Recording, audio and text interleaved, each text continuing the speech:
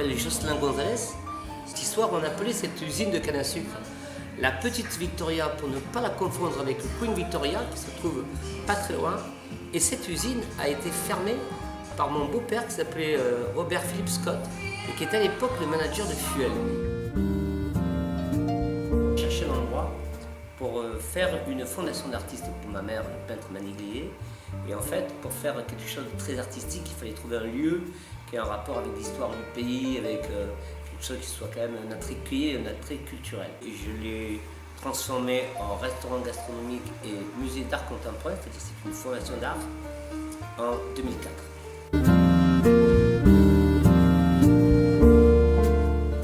La collection de peinture, c'est une collection privée.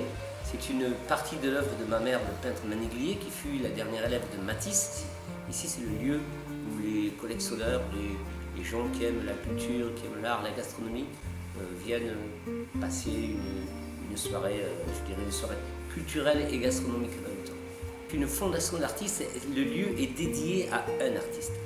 Alors, dans une fondation, il y a deux choses. Soit c'est une fondation privée comme la nôtre, par exemple, où toutes les toiles, c'est l'histoire, une partie de l'histoire du peintre.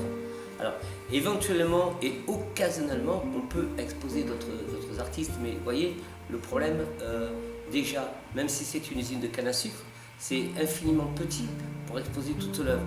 Donc c'est un peu compliqué en fait de mélanger d'autres artistes avec une fondation. Il faudrait un espace beaucoup plus grand. Ça, je pense que c'est plus un musée d'art contemporain qui devrait exister à l'île Maurice pour promouvoir les peintres mauriciens, les artistes mauriciens. Je pense que c'est quelque chose qui devrait être fait aujourd'hui.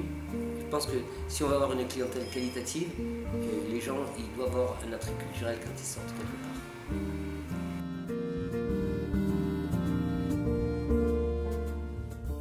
Moderniser ce lieu, il est déjà suffisamment moderne. Vous avez un restaurant moderne à l'intérieur, vous avez des toiles modernes. La bâtisse en elle-même, elle doit être préservée, elle doit rester telle qu'elle est. C'est ce qui fait l'âme du restaurant, c'est ce qui fait l'âme de la fondation. C'est que on se retrouve dans un lieu qui est chargé d'histoire. Ça fait partie du patrimoine de l'île Maurice. Et les gens, quand ils arrivent dans un lieu tel que celui-ci, ils ne viennent pas que dans un restaurant. Ils viennent s'imprégner de la culture, ils viennent s'imprégner des toiles, ils viennent s'imprégner du lieu. C'est ce qu'on appelle un concept culturel artistique.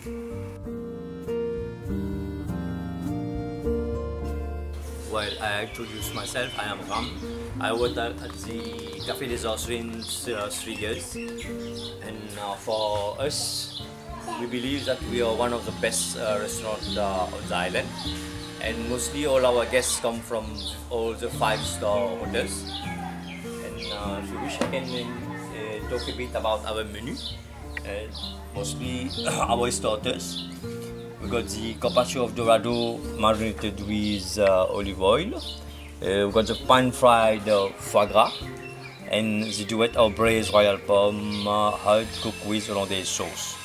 Well, for our main course, we have the seafood, grilled lobster. Fish, we got the sea bass, right? One of the fish which most of our guests like, and we serve our fresh fish. And of course, we got the meat. We have the grilled black angus, okay? And moreover, we got the duck leg confit. C'est à travers TripAdvisor plus précisément que j'ai pu connaître cet endroit. Et je cherchais quelque chose de différent.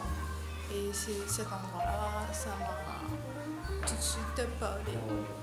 Vu l'ambiance chaleureuse qui existe. Et je suis très fan d'artistes, de rencontrer de chefs.